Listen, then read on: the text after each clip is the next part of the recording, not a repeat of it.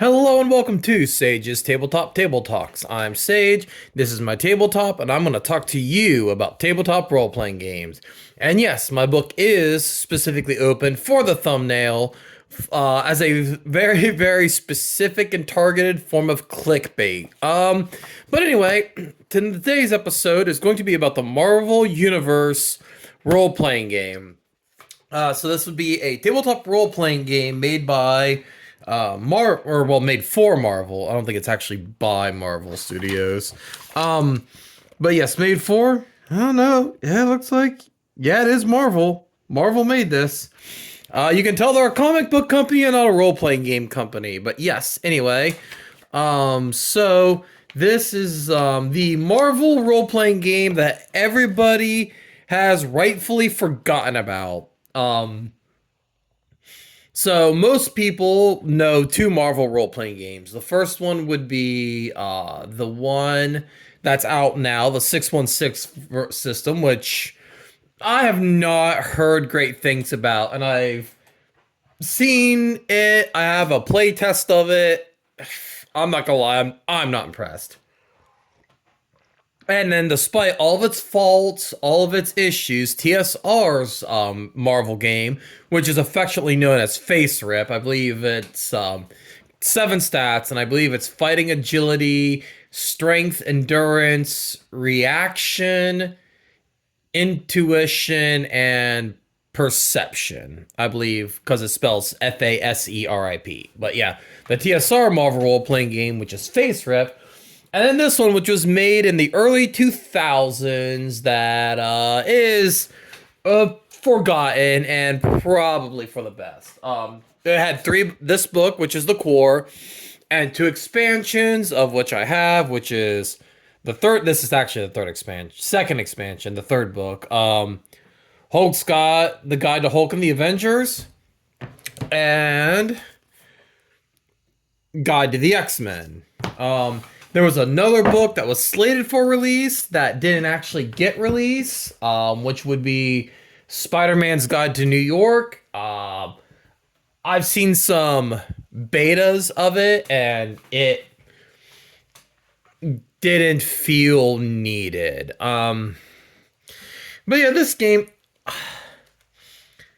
and more than anything, this game is highly disappointing because it's got some really fantastic ideas, but executed with less competency than when the United States tried to execute Fidel Castro. It did not go well. And it's kind of interesting, and I'd actually think that there's potential here. And we live in an era now where comic books are mainstream. When this was released, 2003, something like that. Yep, 2003. Like, people didn't know. If you ask somebody who Iron Man was, you were only looking at about 50-50 chance they actually knew who Iron Man was. Sorry. You only have 50-50 chance of knowing who Iron Man was. Like, if you ask them who Hank Pym or Moon Knight even was, you would get blank stares. And now we live in an era where people even know the infamous, hey, Dracula, where's my nerd, where's my fucking money, you fucking nerd meme. Because comics are weird. I'm not a comic historian, so I'm going to do my best. If you want somebody who's a comic historian, there's some places you can go who know way, way more about comics than I do. I'm a comic book fan. I've been kind of reading comics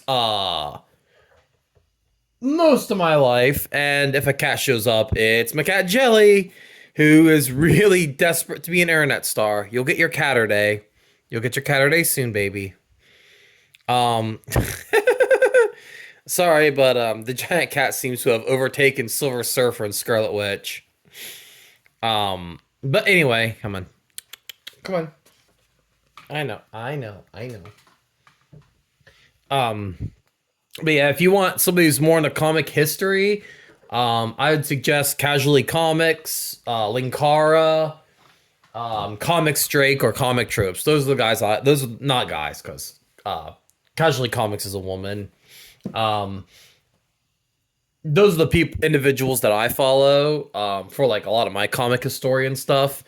But anyway, Jelly, you never do this any other time. It's only when I'm recording you feel this need to come up here on the table and bother me. But yes, anyway, so while I'm not a comic historian, I am a comic book fan. I am a tabletop role-playing game historian. So let's talk about the actual tabletop role-playing game element of this. Scarlet Witch is actually a great example, just kind of show you how insane the system is. So as you can see, this is not a traditional D&D style game. Actually, let's talk about the basics first. Pop up in this character sheet kind of thing. So what you have here is you see these little dots. When you have a character sheet, you would have like something that looks like this. And they have Cyclops as an example. And you would have little beads, red or white beads, and it doesn't really matter. Because this game is diceless. Instead of rolling dice to determine if you succeed or fail, what you have are these little red beads. You have white stones which are health, and red stones which are your energy pool. And as you want to do actions, like here we go, Cyclops, putting points into optic blast and close combat.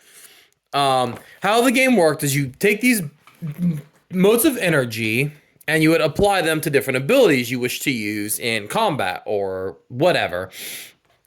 And so kind of how it would work, like, so you have Cyclops here and he wants to use his optic blast.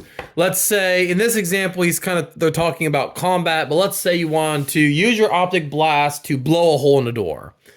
The DM could say, okay, well, the door's got 5 resistance. So Cyclops now has to determine how much of his energy he wants to put into his optic blast to determine. So in this case, if it's like a super reinforced, like, vibranium door or adamantium door, this 4 isn't going to beat that 5, that resistance that I applied. So his optic blast would hit the door, and depending on what happens, different things might happen. Like if it's vibranium, the vibranium might absorb the energy, or like maybe it's mirrored and it reflects back. But either way, he had, in this particular case, using this as my example, he had failed his task. Which I actually really think is a good idea for a system. And now, as I will go back to my clickbait for a certain individual I know who watches this channel, you will see there comes to be a problem here. As you see, we have Scarlet Witch here with 3 white stones of health and 9 red stones of energy, and Silver Surfer, who's got 24 energy. So what does that mean? Since Silver Surfer has 24 motes of energy, if him and Scarlet Witch were to get on a one-on-one fight, Scarlet Witch literally cannot beat the Silver Surfer. Because no matter what happens, the max she can put into any of her abilities is 9, which her hex spheres of 9. He can easily put 9 spheres into his, get out of that. 9 energy into his defense, because you can almost put as much energy into your defense as you want, I think. And if he puts 9 into his defense, he can counter literally anything that Wanda can do. And this really shows you just how old this book is. That she's still considered a mutant and not like a wizard. So this is back when she was still a mutant, and she was actually in this one. She's actually in their description. She's actually Magneto's like biological child instead of whatever fucking kidnapped Roma, um, power grab, whatever that, um,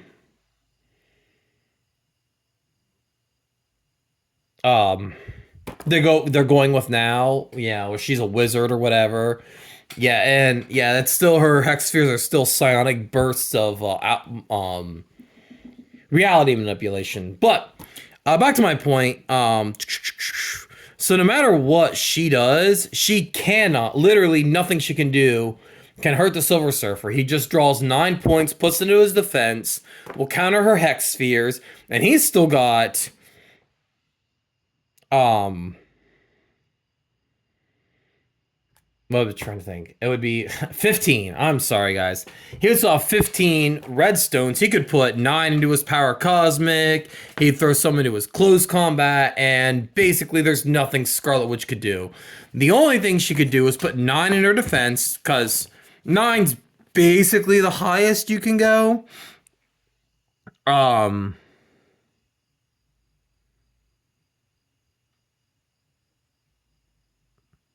wow.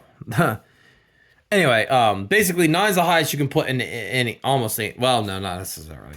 I think nine's the highest I've seen, but like I'll kind of get into some more details. But anyway, so he could do power cosmic.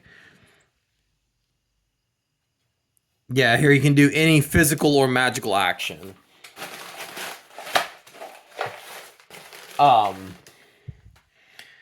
So yeah, he could just blast her, and even though he can only put 9 into it, the best she can do is put 9 into her defense and tank that hit. So now what comes is after you've used that energy, you get a recharge step. You recharge a number of energy based on how many health you have left. So she say she tanked that hit. She's still got 3 health left. So she gets now 3 red stones. Silver Surfer still has his 8. He gets 8 back. So no matter what, she's going to say it. So all she can do now is put 3 in her defense. And he's just going to blast her with another 9 bolt of cosmic energy. And she's done. And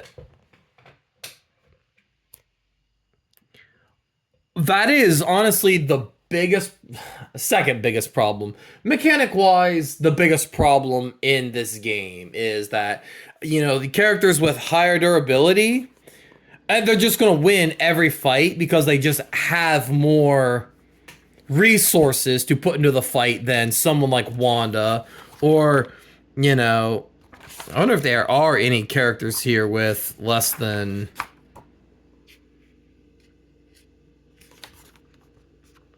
Oh, no, not Jean Grey. The eye is a specific rule called intelligence rule, which is a thing that kind of lets you add more energy to your, some of them have 2 sets. I'll get into that here in a minute.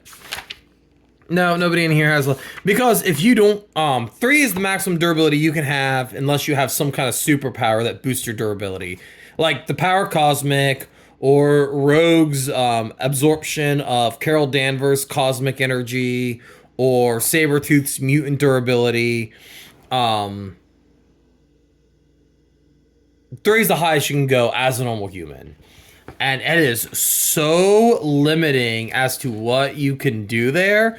And if you don't put maximum in durability, you just lost the game, because you'll just always be behind on your stats. So, if it's got so when you're allocating stats, durability costs triple what it would normally, because it's so important, because it's your health and your energy. And if we're being honest, these other stats mean very, very little to your character. If it's got an eye, you still cost triple for durability, but you can pay double for your intelligence, and use your intelligence for your redstones instead of your durability, and he will recharge 9 every turn. There's a added rule in this book where they were like, oh shit, the intelligence rule is a little broken. If you take a hit, you still regenerate one less. So if he's down to one hit point, he'll generate so 3, 2, 1 minus 2, 9, 8, 7. He'll only regenerate 7 of his energy points. So yeah, that's a huge problem, is that, you know, just if you don't have more durability than your opponent, they'll just win because they have more resources. And I hate that system. I hate the regenerating health system. Because first of all, if you did a single hit in combat, if that white stone, if your hit points go down 1, you might as well pack it in. You cannot win that fight because you will now be forever behind on resources. But what it means ultimately is that when you enter combat, you know, you don't get to be on camera anymore, Jelly. Nope, I'm blocking your camera access. Nope, no more. Okay, fine. Come on, one more. Say hi to the people, Jelly. All right, now you gotta go, okay? Okay, Buggy? Okay, I love you. Go ahead. Please stay off my table, okay? I'm trying to record. Anyway, so what'll happen is, in the first turn, everybody will use all of their energy. So, you know, Ben Grimm here, the Thing, is going to use all of his these red stones of energy and basically burn themselves out trying to hit each other. And then because they're going to regenerate stones so slowly, especially characters like, let's say, Spider-Man and Storm here, who's got 4 and 3. What this means is now, for the next couple turns, they're just going to kind of sit around and maybe just try to tag each other enough to try to burn out the other one's defense. I'm not even... I know there's got to be I don't remember. It's been so long since I've played. A way to bank energy after it regenerates. But yeah, so what they're going to do is they're just going to kind of touch each other to try to keep each other's energy reserves down and build up. And my question to you is, so this was made in the late 90s and in the early 2000s, well, through the 2000s, there was this idea called game creating of verisimilitude. That things had to be realistic, and it's just realistic that if you got hit, you were going to be worn out. But my question is, you know, those of you who read comics, those of you who watch cartoons based on superheroes, specifically Marvel and DC, because I know there's like Watchmen's DC, but you know what I mean. Image Comics and Valiant Comics and things like that. And non-comic book originated superheroes like Sparks, the Ian Sparks movies, movie, only one, things like that. But if you're watching something based on like the style of Marvel and DC, how often is it you see Cyclops fighting Magneto, and the Cyclops shoots his optic blast at Magneto and he puts up his force field? And Magneto tries to use his magnetism to throw Scott against the wall, but he uses his defense, grabs hold of a pipe, and fights through. And then the next 5 panels are just the two of them kind of sitting around, kind of being like, all right, recharging. Okay, let's go again. And that's kind of what everything boiled down to in this game, because, like, you know, you open with the biggest gambit you had, and even if you didn't want to open with a massive gambit like that, because after you've seen what your opponent's attacks are, you can move things to defense, you kind of are just forced to open with a huge nuke, try your best to block your opponent's huge nuke, and then sit around. And it's so unexciting. Combat in this game is so fucking dull unless you score damage. So let's say Cyclops goes through his optic blast, 6 points of optic blast. Magneto, for whatever reason, can only put 5 into his defense. Cyclops 6 attack, Magneto 5 defense. Cyclops does 1 point of damage. Magneto loses 1 white stone of health. I'm going to talk about keep using white stone and red stone because it's going to get really fucking stupid when I talk about character creation. But how often is it you see where, like, this idea that Good, and if Magneto takes a point of damage, he's just fucked. Because Cyclops, 3 redstones, Magneto, 2 redstones. I don't know if they have that defense, those defenses or not, but you know what I'm saying. He can just go, okay, I use 3 points in Optic Blast, and nothing Magneto can do can stop it. He can put 2 points up in his force field, and he's still going to eat 1 point of damage. Once again, how often would you see a sequence like that in an X-Men comic? You wouldn't, because it's boring and lame. And but like in a real fight, like if any of you who've done like mixed martial arts, boxing, kickboxing, you know full well if you get one good hit in, or if you get somebody gets one good hit in on you and you get your shit rocked, how it does put you on the back foot, and you really do have to struggle to come back. Because like if you're the first one to take one full on just, you know, fuck off hit, how much it puts you back on the back foot. But like you would never see a Marvel well, I'm not gonna say never, because there's some really fucking bad Marvel comics out there. Oh, there's Magneto. Oh, he's got that intelligence rule. That okay. Oh, the reason that the 9 is in is because he can use his Master of Magnetism in place of Strength. Master of Magnetism is insanely powerful in this game. But once again, when we talk about character creation, we'll kind of go over a little bit of how some of that works. But you would never see that comic where Cyclops blasts Magneto and then they just sit around for 3 or 4 panels trying their best, you know, wanking off in order to like recharge their crystals. Gotta recharge those JO crystals out in the wood to use your mutant powers, right guys?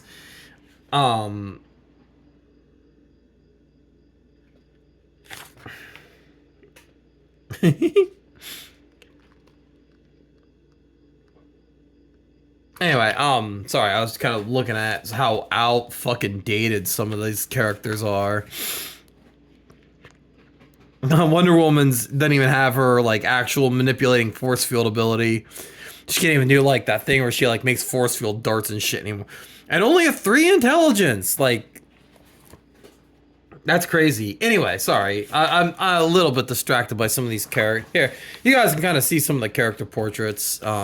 This is the core rules. So these are the characters that were considered to be important enough to be in the very, very original book. There are some really weird and obscure ones in these 2 books. And wow, look at fucking Wolverine's face there. Like, he's not even a character. He doesn't even have a character sheet in this book. His character sheet's in this, of course, his character sheet's in this book. Hulk's in this book too, but this book actually does have stats for all the different Hulks out there. Right. Yep, here we go. See, it's got all the different Hulks we've got. Joe Fix It, Hulk, Timeshare Hulk, Current Hulk, and Maestro. But yeah, anyway, you just never see that. It's so uninteresting. I wonder if this book. I actually have 2 copies of this book. Because man, we really wanted to play this. Because me, my brother, and 3 of my friends, Josh on this channel, as well as my friend Jeff and my friend Chad, huge comic book fans. My friend Nick, the robot I talked about a while ago, not a big comic book fan, but a big Iron Man fan. And this was back before the Iron Man movie was released, so like he was so excited when Iron Man came out. Anyway, but yeah, so character creation in this book might have one of the we did okay, so you can see it right there. How I wrote the numbers in. So how character creation works is you have 40 white stones to purchase abilities with. Now you say, oh, white stones, those are hit points, right? Nope, those are not hit points. Those are completely separate from your hit points just to fucking confuse you. And better yet, each white stone you can break into 3 red stones. So this 1 white stone is 3 red stones. This 2 white stone is 6. That's why I wrote these numbers. Because this is the stupidest fucking way I have ever seen in my entire life. And all, you know, I've shown off a bunch of my gaming collection on this book, and I have way, way more books than I've shown. And I've talked about the different games I've played. I have never in my life seen a point buy system this fucking stupid. Like, me and a couple of my friends who are actually good at math thought that this was a confusing mess. Imagine the ones who aren't good at math trying to figure out, okay, so I have 40 white stones. I want this 2 ability. So I break this down into 2 red stone, break this 1 white stone down to 2 red stones. So I have 39 white stones and a red stone. So I just wrote down, I said, oh, so when we were playing, I just broke it down. It's like, no, you have 120 points, and right here is the cost. So if you want something that's 10 points, it costs 45 points to purchase that ability. That's because that's like literally the only way to make this system not an unfunctional mess. And honest to God, like, the person who made this book, like, I know you're not watching. I know you've probably distanced yourself from this because this is basically considered the worst Marvel of the 3 I know of, the worst Marvel role-playing game out there. What was going through your head? Like, why on earth did you decide that that was the system you were going to use, the white stone, red stone breakdown? Like, I can't fathom how this got past playtest. Like, how on earth did, I don't know, how did this get past playtest? You get 120 points, but you get more. You can take some disadvantages here, or challenges, and challenges will get you extra points. I actually didn't write the translated number here, but there's something that my brother wanted me to point out was how the game really wants you to be a mutant, because being a mutant grants you effectively an extra 15 points for character creation.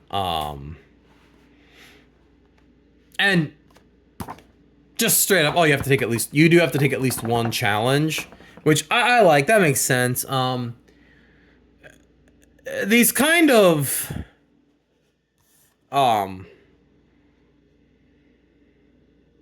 what you call disadvantages and advantages modify your special abilities. So like, you could do Cyclops' optic blast, and the disadvantage would have to be like, he can't use it, he can't control power out of control without a device, so it costs -2 levels. I kind of show you what I mean here.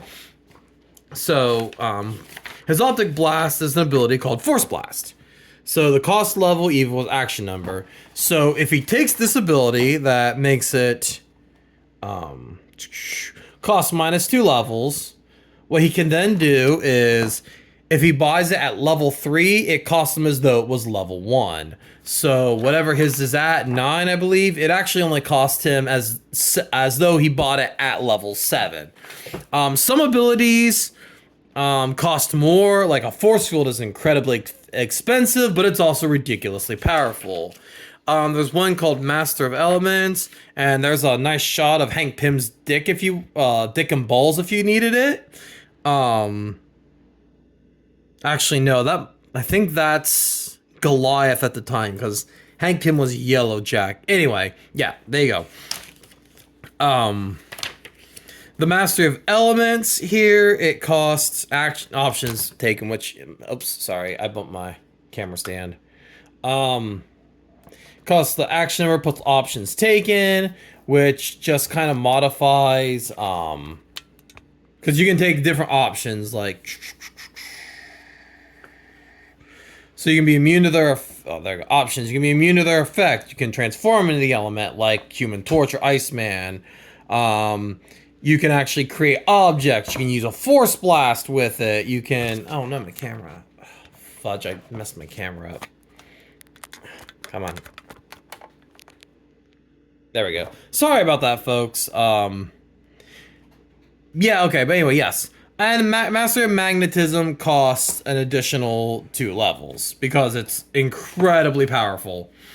Yeah, ninja's its own ability. Incredibly expensive, but it's effectively a combination of stealth, acrobatics, and close combat, and ranged combat. Yeah. And there is a boobtastic picture of the wasp.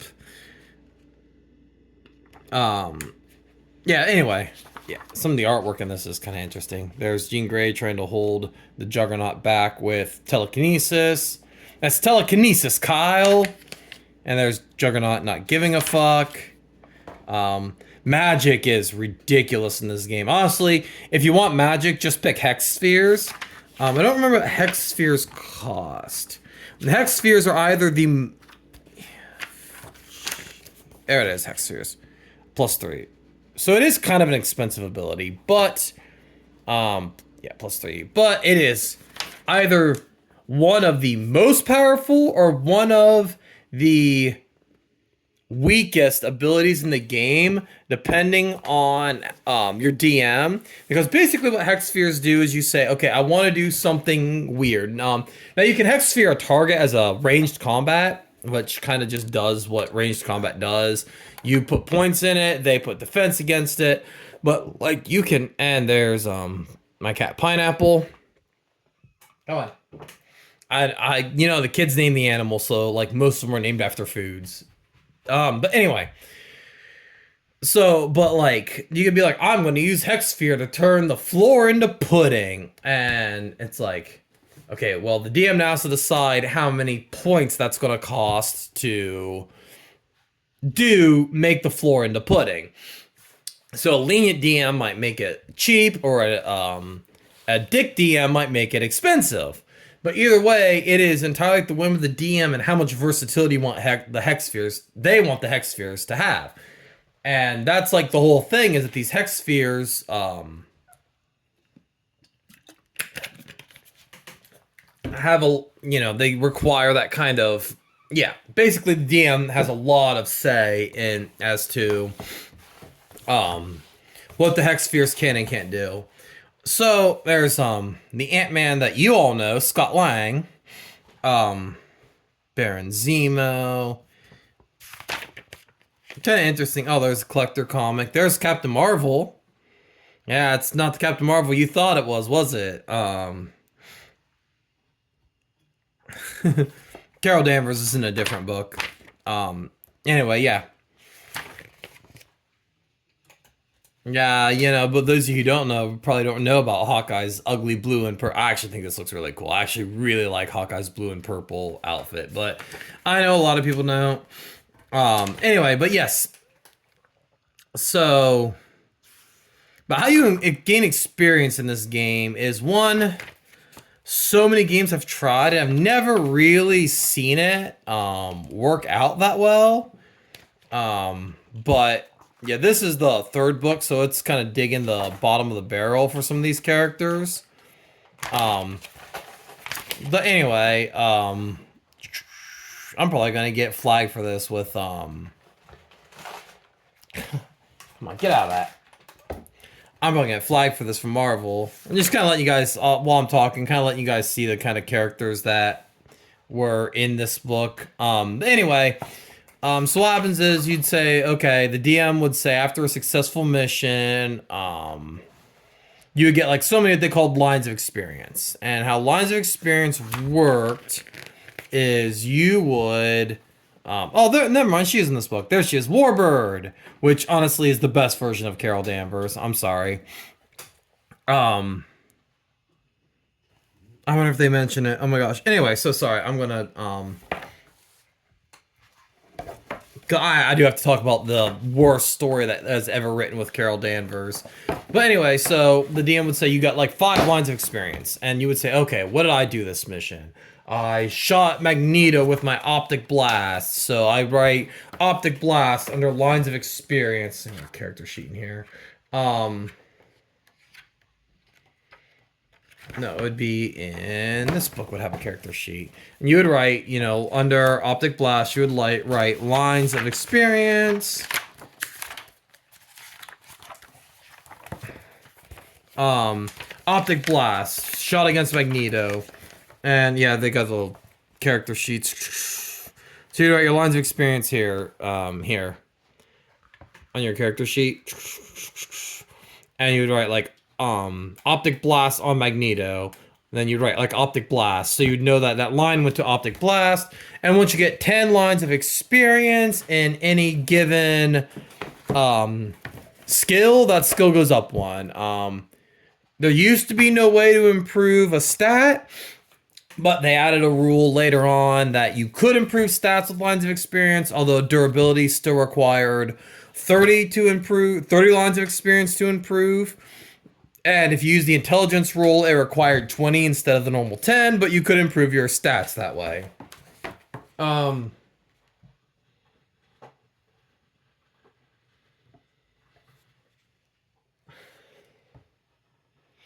But yeah, anyway, so that's it. They do not mention. So two of my favorite Marvel characters have some very unfortunate storylines that went with them. They like the complete Avengers membership roster. Not even close. I don't even. This wasn't even right for This wasn't even right for the time that this was written. This wasn't even close to a completed roster. But so I'll kind of that one. So Hank Pym was one of my favorites, and I'm not gonna go into this is the X-Men book, by the way, so you can just kind of see who's in this book. And honestly, some of these characters, much like you, I have no idea who the fuck they are. But yeah, I'm not going to go into what is best forgotten about Hank Pym. If you want to know more about that very unfortunate storyline, I'd rather not get demonetized for talking about it. We're not monetized now, or I'm not demonetized. I'd rather not get age restricted for talking about it, but it's really dark. You know what? Fuck it, I will. Just because 37 minutes. I've basically talked about everything there is to talk about in these books. But yeah, basically, Hank Pym had a mental breakdown and slapped the shit out of Janet Van Dyne, his wife, and they got a divorce, and it was, I don't know, it wasn't a very good storyline. There's a lot better ways that was handled than the way that was originally written. And it's still not the most fucked up thing Marvel has ever written. I'm glad that Marvel's basically just decided that the Hank Pym wife beating thing was a one-off thing and they're never going to bring it up again. In the Ultimates, he was just an unrepentant wife beater. He just beat the shit out of Janet Van Dyne constantly, and it was gross and it was stupid, and it's one of the reasons why the Ultimates is, despite the good idea of the Ultimates trying to be like a reboot series, is basically seen as one of the worst things Marvel's ever done. Ultimatum, I believe it was called.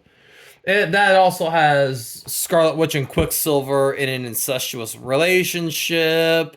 Tony Stark's life's ruined because somebody leaked a revenge porn sex tape of him and Black Widow. And you know what? In my opinion, still not the worst thing Marvel has ever written, and that goes to one of my favorite characters, Carol Danvers. In my heart, she will always be the Warbird. I know a lot of you guys know her as Captain Marvel, but she was originally Miss Marvel, which I know now is Kamala Khan. She was binary for a while. She was, as if any of these people look interesting, go ahead and look them up because, like, you know, the internet's free and there's a lot of interesting stuff in here. Onslaught, definitely look up Onslaught. Onslaught's cool. But anyway, so Carol Danvers during, and I believe it was, sorry about the glare. I believe it was issue, oh look, it's me. Yeah, my ass isn't quite that good. It's close, but my ass ain't quite that good. Hair's better than hers though. Um, anyway, Carol Danvers, when she was Miss Marvel, during a fight with Kang the Conqueror, aka Immortus, they she met a character named Marcus. And Carol Danvers, during I think it was like Avengers 200 or something, basically was pregnant, and there was no possible way she could be pregnant. She didn't know how it happened. Fucking Janet Van Dyne, absolutely just an absolute fucking moron in this. Just complete, just oh, was like, oh my, OMG, you're pregnant. Let's get some maternity clothes. Da da da da da da. It was so fucking stupid. Um, and she's pregnant, but like she's getting like pregnancy like by the day. Her pregnancy is getting further and further along. Well, I'm not. I mean, obviously not by the day, but like I think she reaches full term in like a couple of weeks instead of 9 months. And of course, Reed Richards and the Beast, and this is the main book. So this is everybody that I thought was important enough to be core. They're all like, oh, this is such a scientific thing, yada yada yada. Well, she gives birth to this baby who starts using the Avengers equipment to build like a machine, and he's like growing up super fast. Well, it turns out he's this interdimensional being named Marcus, and he used hypnotism to impregnate Carol Danvers with his own genetic material so he could be reborn in a physical body. He chose Carol Danvers because as Captain Marvel, her like cosmic level durability meant that she could withstand the process. And so after the whole situation, giving birth, and he grows to full term, and he's like, oh, I know I used mind control to impregnate you, which you just straight up, I'm not gonna say it, but it is straight up the R word. It's rape. He literally just fucking raped her. And then she's like, OMG, I'm in love with you. Let's run away together. And so after that whole situation, the Avengers are all like, we support your decision, Carol Danvers. Yeah, it was so good that this man raped you, forced you to give birth to him, and now he's running away with you. This is true love at its finest. And it's absolutely absurd that they decided that they were going to write that story in a fucking Marvel comic, especially in what's considered to be an Avengers like event comic, because it was like a celebration. It was like 300 or 200 or 250, something like that. They eventually basically made it so she escaped him, and she kind of had a chip on her shoulder for the Avengers for a while, because she was like, you fuckers betrayed me and let this dude who literally raped me run away with me and kidnap me with his mind control powers. And honestly, if after that Carol Danvers nuked the entire Avengers Tower, I think it would be completely justified. But like, I don't know. That was the most absurd, stupid, and awful story that Marvel's ever written. And I hope they're ashamed of it. And frankly, I think they are, because they don't ever bring it up. And here I am bringing it up. But yeah, anyway, there are comic historians who probably could tell the story better. But I'm just, because we're not monetized and I don't give a fuck, I'm just going to say, I'm not going to dance around the word. Like, oh, he did a thing with her. No, it was rape. It was full, like, I don't even fucking care. So as bad as Ultimatum is, where the Blob bites off Janet Van, and it's very gratuitous and very edgelordy. It is edgelordy. It's meant to be, the Ultimatum is meant to be edgy and like too real for you. So like it has like that kind of almost satire that doesn't know it's satire tone. But the Carol Danvers story is written like it's supposed to be romantic, and it's awful and it's gross and yeah. Anyway, so go ahead, let me know if you like the style where I kind of point the camera instead of at my face, kind of downward. I'm kind of trying both ways and see what people like better. Whether you like me kind of pointing at the table so you have a better view of like what it is I'm reviewing, or like my face so you can kind of see my facial expressions and kind of how, I move, and kind of see my reactions and things like that. But yeah, let me know what you think, and honestly, let me know what you think of um, comic books, this game, any comic book style games you've tried, because there's a bunch out there. A lot that aren't licensed by Marvel and DC. Some good, some bad. And to those of you who want to defend Hero System, I don't want to hear it. I hate Hero System. I think it's got good ideas, but I hate Hero System. I cannot get past character creation in it. But anyway, yeah, let me know your thoughts, or don't. I mean, you're gonna do what you're gonna do. But anyway, I will catch you guys next week when we see what table talk I'm gonna do. Bye.